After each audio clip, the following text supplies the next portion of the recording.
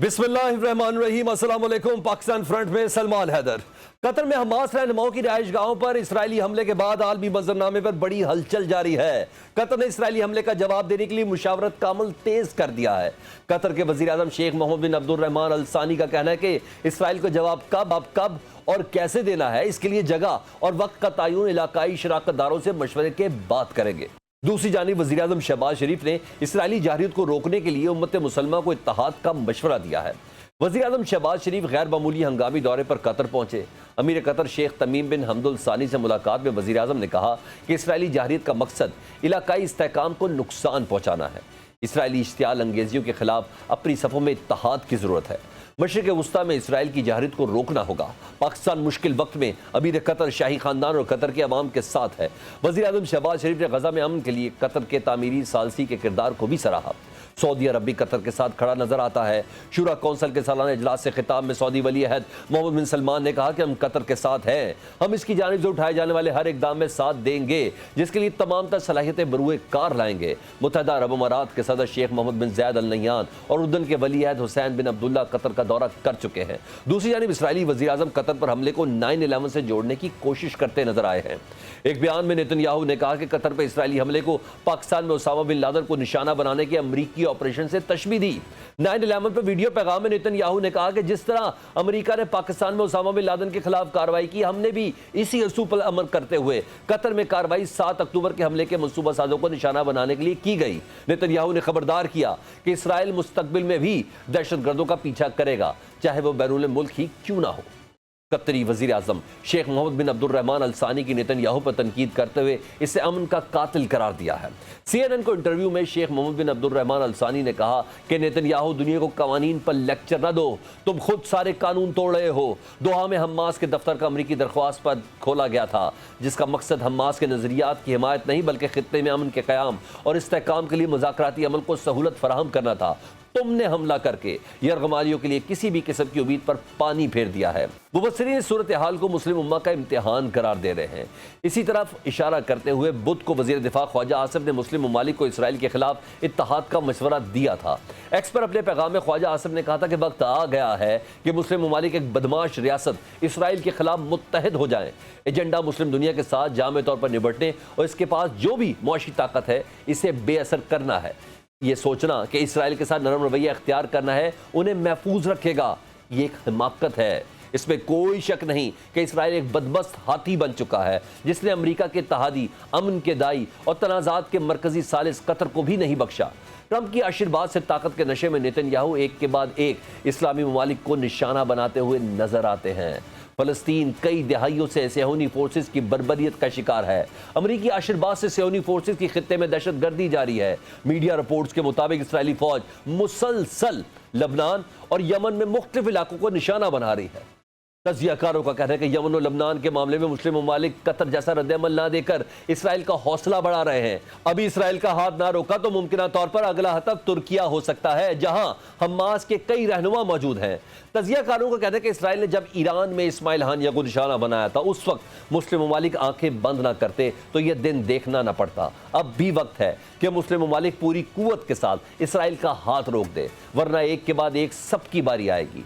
इस सारी सूरत हाल पर सदर ट्रंप विकेट के दोनों तरफ खेलने की कोशिश करते नजर आ रहे हैं। कतर पर हमले के फौरी बाद इसराइल की तरफ से कहा गया कि उन्होंने हमला अमेरिका को एतमाद में लेकर किया, जिस पर सदर ट्रंप ने इसकी फौरन तरदीद की और कतर पर हमले का फैसला उनका नहीं है, इसराइली वज़ीर आज़म नेतन्याहू का था, ये कहा। मीडिया रिपोर्ट्स के मुताबिक गुज़िश्ता रोज इसराइली वज़ीर आज़म से गुफ्तगू में सदर ट्रंप ने नाराजगी का इजहार किया और हमले को गैर दानिशमंदाना करार दिया। मीडिया रिपोर्ट्स के मुताबिक इस ड्रामे के कुछ देर बाद सदर ट्रंप ने फिर फोन घुमाया और नेतन्याहू से पूछा कि क्या हमला कामयाब रहा।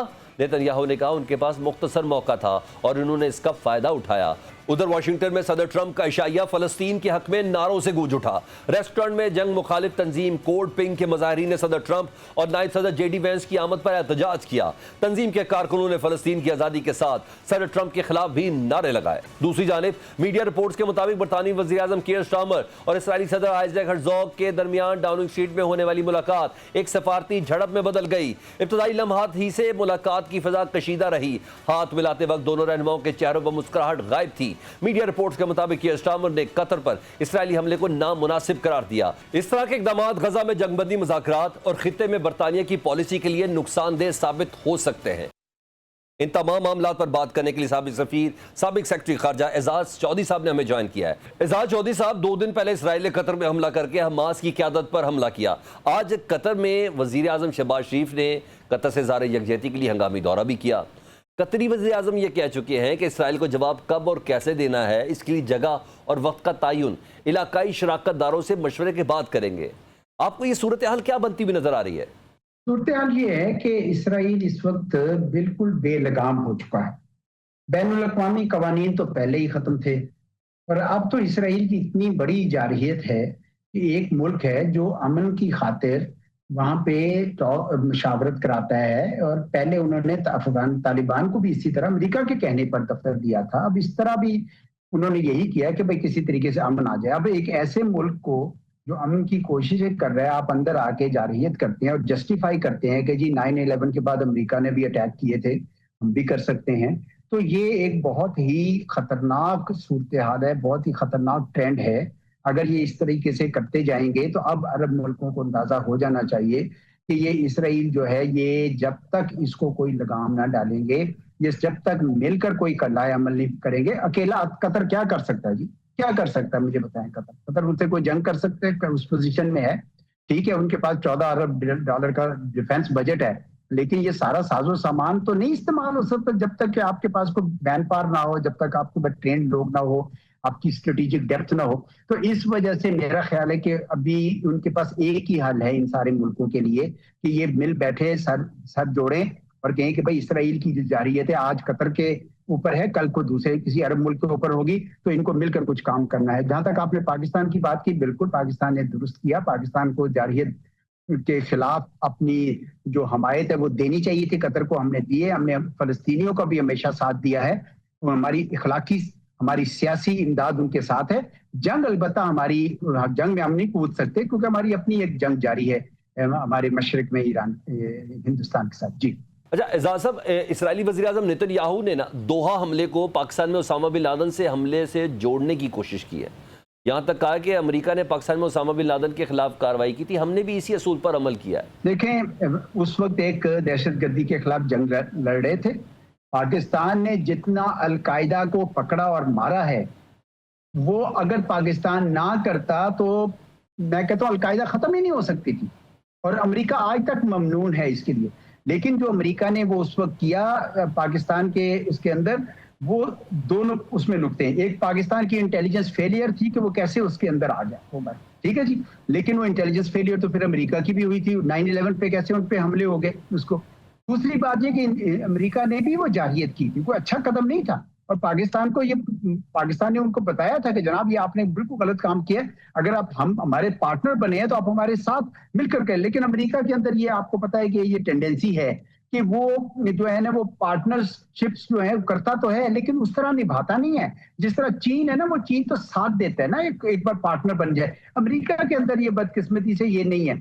अब अगर इसराइल उस किस्म की वो पॉलिसी लेना चाहता है कि जी ठीक है, जिस तरह अमेरिका ने मुंह जोर तरीके से ये काम कर दिया 2011 में, तो वो जो कुछ भी कर सकता है। ये बड़ा खतरनाक ट्रेंड है। फिर तो पाकिस्तान भी बहुत कुछ कर सकता है और बाकी सारे ममालिक बहुत कुछ कर सकते हैं। इस तरह तो एक बहुत ही नुकसान हो जाएगा दुनिया का, ये टूट जाएगा सिलसिला जो है ये। इसलिए मेरा ख्याल है कि ये बहुत ही गलत उन्होंने मिसाल भी दी है और गलत तरीके से उसको इस्तेमाल करना चाह रहे हैं।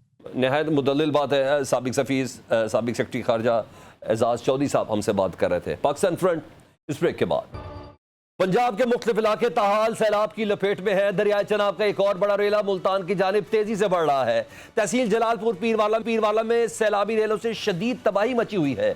बस्तियां और कस्बे पानी की नजर हो गए हैं।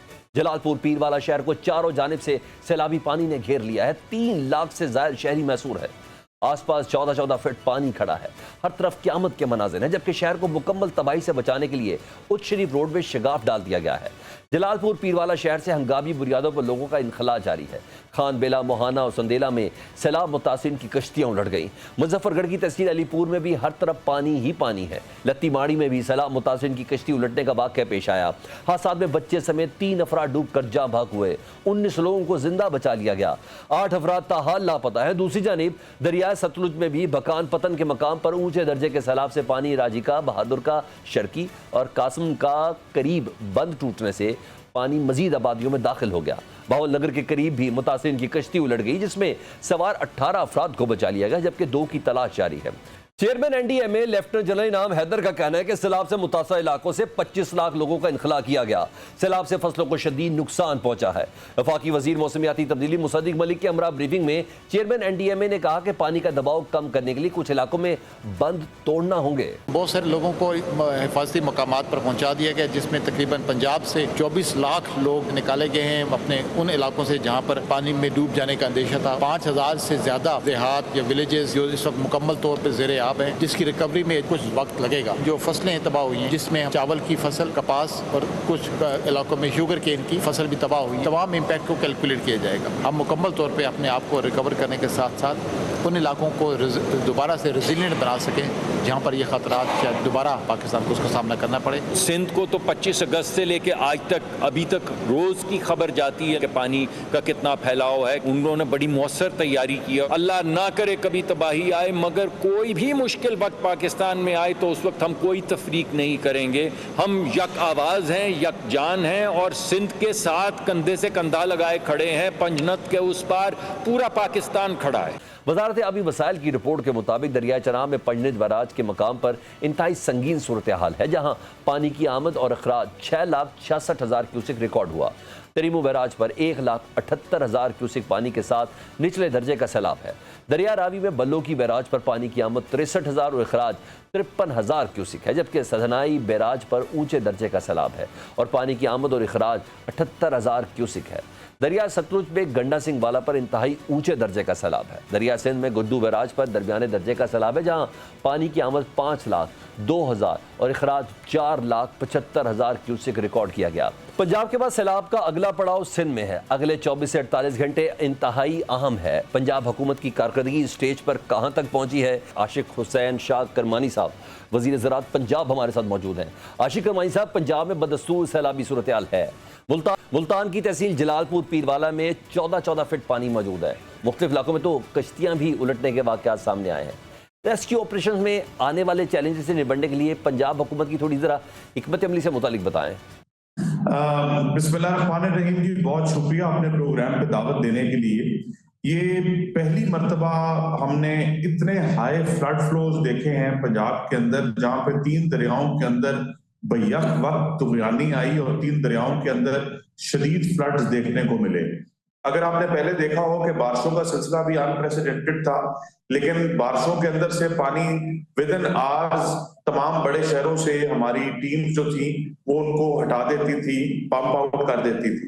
लेकिन ये फ्लड फ्लोज इतने ज्यादा थे और इनका स्प्रेड इतना वास्ट एरियाज पे था कि गवर्नमेंट ऑफ पंजाब ने जिस तरीके से इसको हैंडल किया है कि तमाम इदारे बिलखसूस rescue 1112, irrigation department, livestock department, agriculture department, health department, police department, district administration, तमाम इदारे फौरन फाल हुए और हमने इवैक्यूएशन का सिलसिला शुरू किया।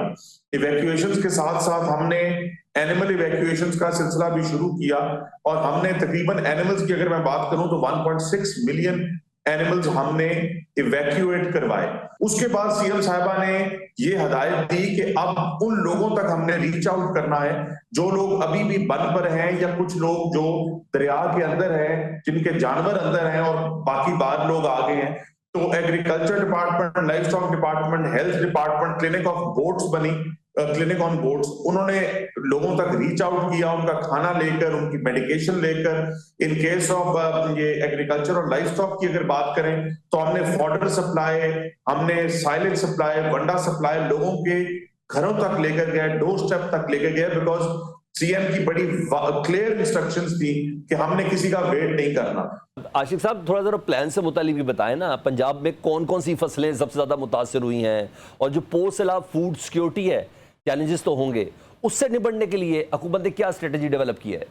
देखें सलमान साहब, ये बड़ा आपने इंपॉर्टेंट सवाल किया है।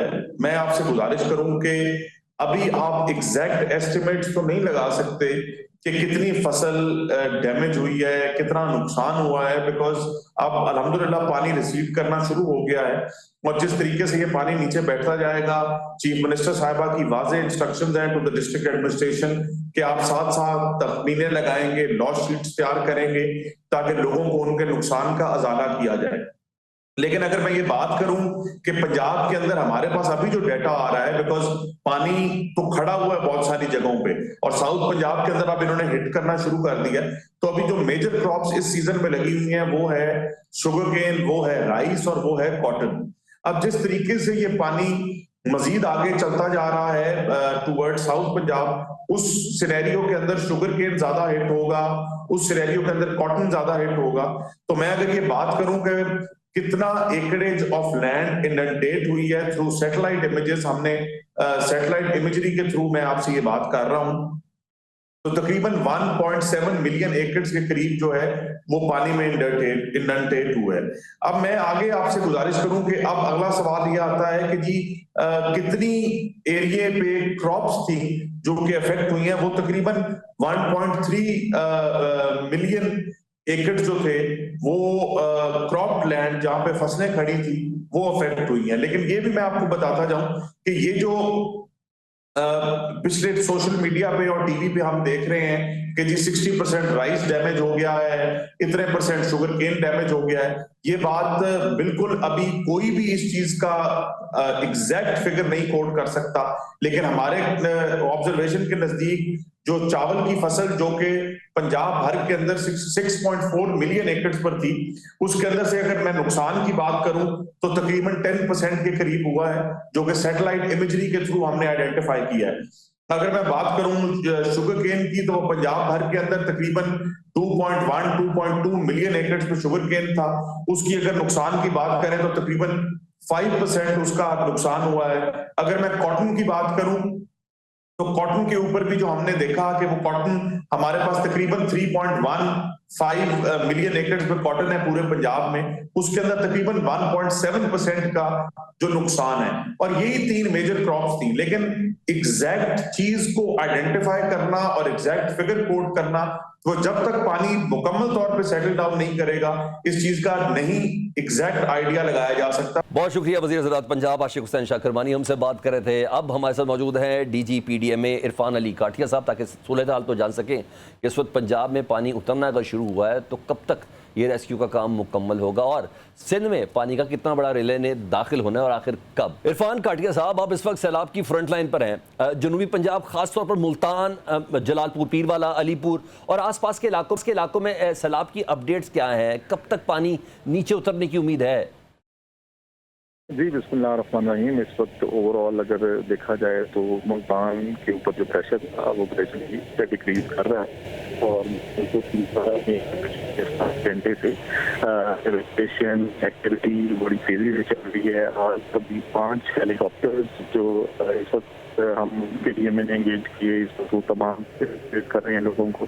इसके अलावा 150 के करीब जो डिफरेंट में हम लोगों को चल रहे हैं। लेकिन द गुड थिंग इज कि पानी डिक्रीज कर रहा है। आपके में है कि हेड पंचनद से मैक्सिमम 5,67,000 पीक अचीव हुई और अब अल्हम्दुलिल्लाह वो ना सिर्फ पहले कुछ देर स्टडी रही है और अब डिक्रीजिंग ट्रेंड है और इस वक्त हम 6,56,000 से 6,56,000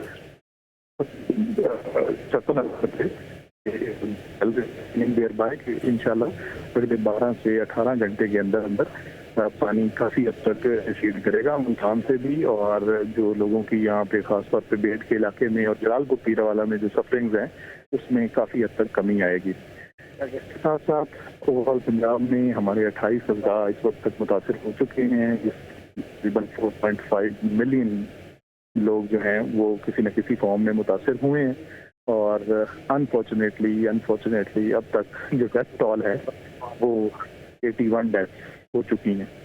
तो जिसमें बहुत सारे एक्सीडेंट्स भी रिपोर्ट हुए पिछले 48 घंटे में। बोट्स कैप्साइजिंग भी हुई, एक्सीडेंट्स भी हुए, लेकिन चीफ मिनिस्टर पंजाब ने इन तमाम डेथ्स को हम फौरन 24 घंटे में इनको कॉम्पनसेट करने की भी कोशिश कर रहे हैं और इनकी लवाहिकीन के साथ डिस्ट्रिक्ट एडमिनिस्ट्रेशन पूरी तरह से रास्ते में है और कोशिश यही है गवर्नमेंट ऑफ पंजाब। ठीक, अच्छा, रेस्क्यू टीमों का प्लान क्या है?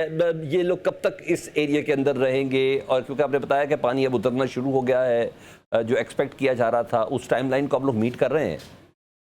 मेरे ख्याल में अगले 24 घंटे अभी जलालपुर पीरवाला में मजीद रेस्क्यू की यही एक्टिविटी ये जारी रहेगी और उधर से पानी भी कम हो रहा है, तो होपफुली आफ्टर 24 आवर्स मुल्तान से ये जो सारा स्ट्रेस है ये निकल जाएगा और नीचे अभी अलीपुर और जो मुजफ्फरगढ़ और इब्राहिम यार खान के इलाके हैं वहाँ से भी इवैक्यूएशन रेस्क्यू उसको पूरी तरह से यकीनी बनाया जा रहा है और इंशाल्लाह अगले 48 घंटे में पानी काफ़ी हद तक रिसीड भी करेगा और पानी फिर सेफली पंजाब से सिंध में दाखिल हो जाएगा। अच्छा, यही सवाल है, कल हमारी सिंध के कुछ वज़रा से बात हो रही थी, उन्होंने कहा कि हम एक्सपेक्ट कर रहे हैं 7 लाख क्यूसिक, अगर 10 लाख क्यूसिक भी हो जाए हमारे बैरेजेस इसको अच्छे से हैंडल कर लेंगे। अब ये जो दरिया बिपरे थे, सैलाब था, अगली मंजिल जारी बात है सिंध है, अब कब तक पानी हेड पंजन से गुड्डू पैराज पहुँचेगा और इसका कितना वॉल्यूम हो सकता है? शायद आपकी वजह से थोड़ी हेल्प मिल जाए लोगों को। अभी क्योंकि आप जैसे मैंने गुजारिश की कि तकरीबन 6,70,000 क्यूसेक्स की पीक ये रही है कॉन्स्टेंटली पंजनद पे, तो इसमें जब इंडस का भी पानी मिलेगा कोट मिठन के मुकाम पर तो अल्टीमेटली ये तकरीबन 8 के करीब 7.5-8 लाख और 8.25 लाख क्यूसेक्स तक भी ये पानी जा सकता है जो अल्टीमेटली गुड्डू से फिर डाउन स्ट्रीम सिंध में दाखिल होगा। ठीक, बहुत शुक्रिया इरफान अली काटके साहब, हमसे बात कर रहे थे, हमें अपडेट्स। उनका ये कहना है खुशआइन चीज़ ये है कि अगले 48 घंटे फिर भी पंजाब के कुछ इलाकों के लिए क्रिटिकल है और या जितना पानी का बहाव सिंध की तरफ जाना है उससे कम से कम इस बात का अंदाज़ा है कि जो सिंध के वज़रा अपनी तैयारियों के हवाले से मुतालिक बोल रहे थे, वहाँ की हुकूमत जो बोल रही है, या वो हैंडल हो सकता है। पाकिस्तान फ्रंट इस ब्रेक के बाद। पहलगाम फॉल्स फ्लैग ऑपरेशन पर साबिक भारतीय वजीर दाखिला चिदंबरम के बाद एक और गवाही सामने आ गई है। भारत के साबिक फौजी अफसर और दिफाई तजियाकार निशांत वर्मा ने भी मोदी को झूठा और फॉल्स फ्लैग ऑपरेशन का मास्टरमाइंड करार दिया है। निशांत वर्मा का कहना है कि भारत सरकार और सिक्योरिटी फोर्सेस की मिली भगत के बगैर पहलगाम हमला मुमकिन न था। मकबूजा कश्मीर में चप्पे चप्पे भारतीय फौज और एजेंसियों के एहलकार मौजूद हैं, वो तो ये तक जानते हैं कि किस घर में कौन सा खाना पक रहा है। ऐसे में 4 लोग पहलगाम कैसे पहुंच गए? इसके बाद दहशतगर्दों का गायब हो जाना भी जाहिर करता है कि दाल में कुछ काला है। भारतीय दिफाई तजियाकार निशांत वर्मा के मुताबिक यूं लगता है कि दहशतगर्दों को दिल्ली से हाई सिक्योरिटी में पहलगाम पहुंचाया गया, वरना हाई सिक्योरिटी जोन में हमलावरों का पहुंचना और फिर बच निकलना मुमकिन न था। निशांत वर्मा ने कहा कि पाकिस्तान सच बोल रहा है, इसलिए दुनिया इसकी बात भी मान रही है, जबकि दुनिया भारत का झूठ सुनने को तैयार नहीं है। निशांत वर्मा ने पहलगाम फॉल्स फ्लैग ऑपरेशन के हवाले से क्या इंकशाफात किए, आइए देख लेते हैं।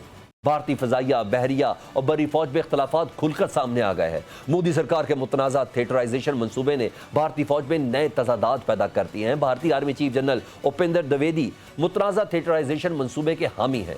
जनरल उपेंद्र द्विवेदी का मौक़िफ़ है कि एक मुश्तरका कमांड के तहत बरी फौज, फजाइया और बहरिया का इंजमाम नागुज़ीर है।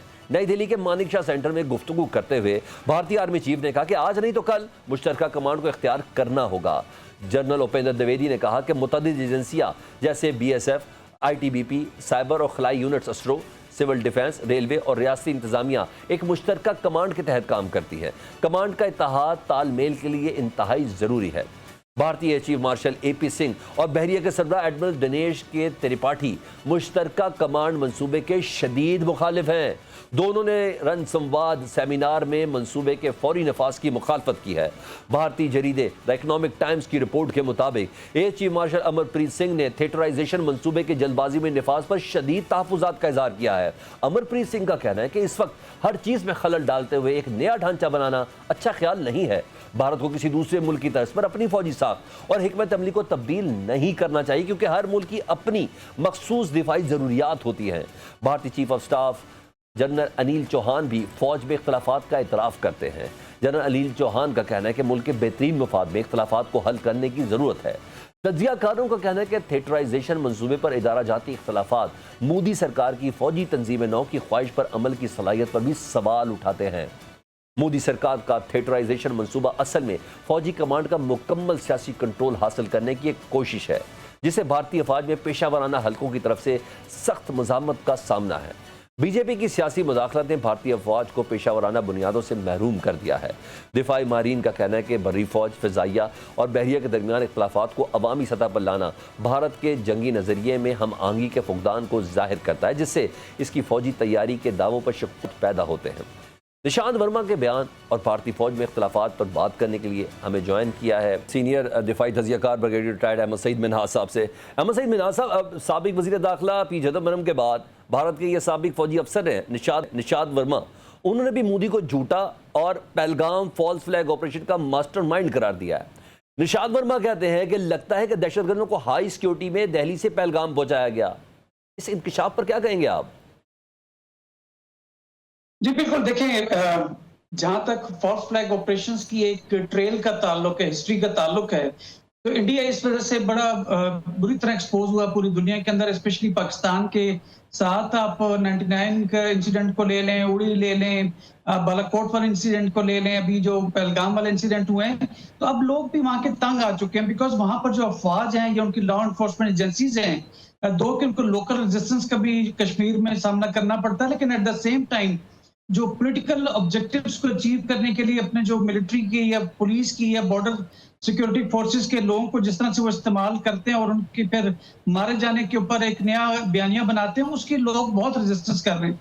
जहां तक पब्लिक, इंडियन पब्लिक का ताल्लुक है, वो तो इसको अब स्पेशली मीडिया भी, जो कि गोदी मीडिया हम इसको कहते हैं, वो भी उसके ऊपर क्रिटिसाइज कर रहे हैं। और अब जब अफवाज के दरमियान से, फोर्सेस के अंदर से जब बातें निकलना शुरू हो जाए, तो इसके ऊपर फिर सीरियस ऑब्जेक्शंस जो हैं वो सामने आती है। तो मैं समझता हूँ कि मोदी गवर्नमेंट, जो बीजेपी जो पॉलिटिकल फेस है आरएसएस का, उसके लिए बड़ा शदीद धचका है। और हम माजी के अंदर भी देखते हैं, स्पेशली माजी करीब में, कि वहाँ के जो अफवाज हैं या लॉ एनफोर्समेंट एजेंसीज अपनी गवर्नमेंट के ऊपर क्रिटिसाइज करते नजर आते हैं, चाहे फिर वो करप्शन हो इंडियन आर्मी के अंदर, चाहे वहां पर फॉल्स फ्लैग ऑपरेशन में उनको मार दिया जाना हो, या फॉर दैट मैटर वहां पे खाना ना पहुंचाना पोस्टों के ऊपर, और तमाम इस तरह की चीजें आप सोशल मीडिया के जरिए देखते हैं कि उनकी अफवाज के लोग, स्पेशली ऑफिसर्स और नीचे वाले जो उनके रैंक्स हैं, वो कहते हुए नजर आते हैं। दूसरी जाने एक और मामला भी है ना, एक और मामला ये है कि भारतीय फौज में ना ये जो थिएटराइजेशन है ना, इस मंसूबे पर भी इख्तलाफात अब खुलकर सामने आ रहे हैं।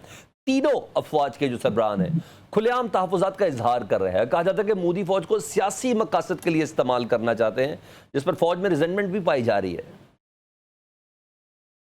देखिए, थिएटराइजेशन का कॉन्सेप्ट जो है वो इस वक्त 3 मुल्क हैं दुनिया के जो इसको फॉलो करते हैं, कि अमेरिकन हैं, चाइनीज हैं और रशियंस हैं।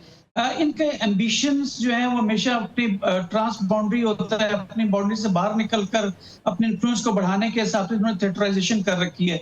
अब हालांकि इनके अपने कमांड्स हैं इंडिया की, लेकिन वहां पर एक सिंगुलर कमांड लेकर आना चाह रहे हैं कि जिसमें मुख्तलिफ जोग्राफिकल लेवल के ऊपर वो मुख्तलिफ थिएटर्स बनाना चाहते हैं, और उनके ऊपर एक सिंगुलर कमांड वो चाहते हैं, जिसकी प्रीडोमिनेंटली ऑफ कोर्स वो आर्मी होगी और इस आर्मी चीफ होंगे, जिसकी मुखालफत जो है वहाँ पे जो एडमिरल दिनेश साहब हैं, उनके इंडियन आर्मी नेवल चीफ, उन्होंने भी इसकी मुखालफत की है, जबकि एपी सिंह साहब जो हैं उनके एयर चीफ, उन्होंने इसकी मुखालफत की है। क्योंकि इस वक्त वो चाहते हैं, स्पेशली बीजेपी की जो पॉलिटिकल गवर्नमेंट है, वो ये चाहती है कि एक सिंगुलर कमांड और आर्मी जो है, अगर आप देखें तो जो जितने फॉल्स फ्लैग ऑपरेशन हुए या फॉर दैट मैटर जितना एक फॉल्स नैरेटिव बनाया गया, उसमें आर्मी चीफ जो है वो अपनी गवर्नमेंट के साथ जो है वो हाँ मिलाते नजर आए, दो कि उनको काफी क्रिटिसिज्म का सामना करना पड़ा।